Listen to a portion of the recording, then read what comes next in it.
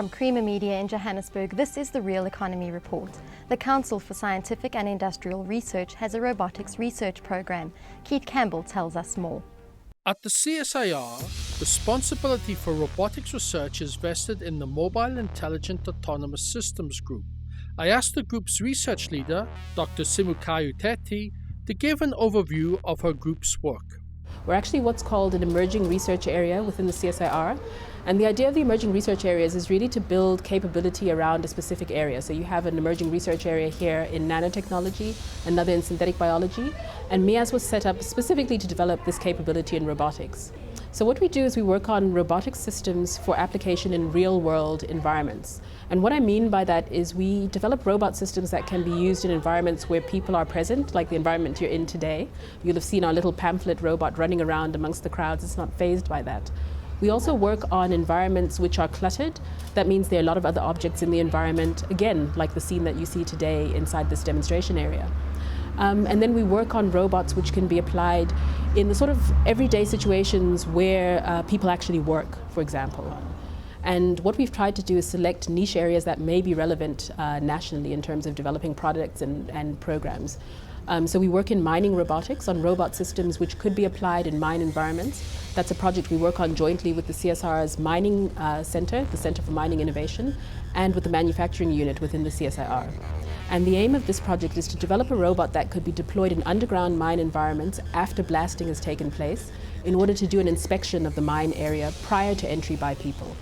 We also work on outdoor navigation projects, and we have one of our outdoor platforms here with us today. Our group works on the intelligent autonomous behavior for such systems. So we build the capabilities that enable the platform to operate in an environment with minimal human intervention. So it needs to be able to perceive data and use that to make decisions about the world it's operating in. The outdoor navigation project has developed an autonomous rover which is capable of navigating around the CSIR campus where we are today. And it's able to do that autonomously. We're also working on a project in intelligent manipulation, which is about developing a manipulator which would eventually be able to cooperate with a person in completing a task. By manipulator, I'm referring here to a whole arm manipulator, a robot arm. Other news making headlines this week. Aveng confirms its plans to take equity in wind and solar projects. Housing offers a potential cushion against global economic uncertainties, and the Industrial Development Corporation moves ahead with its biofuels projects. South African infrastructure development company Aveng plans to take up equity participation in a handful of wind and solar energy projects that may be developed as a result of the current tender for the first 3,725 megawatts of renewable independent power producer projects. Well, we have for the past year or 18 months, we've been doing some wind research, and we've invested in the development of our readiness for these bids, and we're very pleased to see them come out now.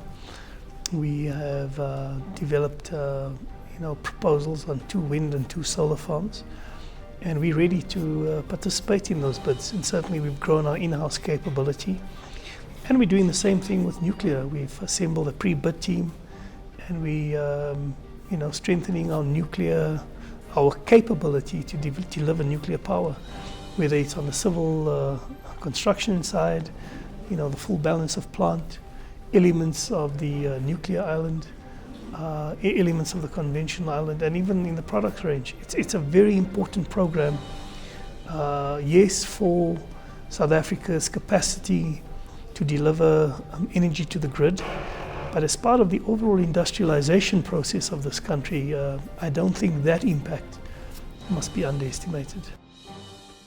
The development of sub-Saharan Africa's housing market could help cushion the region against the impact of global economic uncertainties, with the United Nations focusing on creating vibrant cities and overall quality housing developments in the region over the next 5 years. With respect to opportunities, I think we have 3 areas that are very, very promising. The first is mixed-use housing development that covers a variety of sizes of unit and price points of unit, but nevertheless will bring an overall quality development pattern to sub-Saharan African cities. And so that's where we hope to both help catalyze and work with developers over time to create more mixed-use development and not just high-end residential development in sub-Saharan African cities. The second is encouraging sub-Saharan African banks to get more directly involved in municipal finance and infrastructure finance, because without that, sub-Saharan African cities will have trouble maintaining existing infrastructure and adding the infrastructure that's needed to support full economic growth. And finally, I think all of this relates to economic growth in general. Without a stable workforce that can access jobs effectively, and without the promotion of cities as the centers for vibrant economies, sub-Saharan Africa will remain paralyzed a bit between the transition from rural economies and the need for job creation to make cities affordable and pleasant for people who live there, as well as generate good incomes for sub-Saharan African citizens. The Industrial Development Corporation is moving forward with one of 3 planned projects to establish the South African biofuels industry and unlock its long-term value through an early risk project. IDC is a very important player in the South African economy, not only to develop early stage projects, but also to establish emerging industries. And the approach we've taken in green industries, and more specifically with regard to biofuels, is to play a leading role in establishing a new industry. And even if it takes early stage development, taking the risk and putting the challenges at hold in order to develop these projects, to show that it can be done in South Africa. Biofuels is really an early phase development industry in this country, and we believe that there are a number of opportunities given the land that we have available, given the technology that is readily available, and the fact that we do have the opportunity to develop these projects in order to be develop a sustainable industry. It may not be easy, but it requires people with deep pockets and people that's prepared to take that early risk, which is the role of a DFI, especially in South Africa. That's Creamer Media's Real Economy Report. Join us again next week for more news and insight into South Africa's real economy.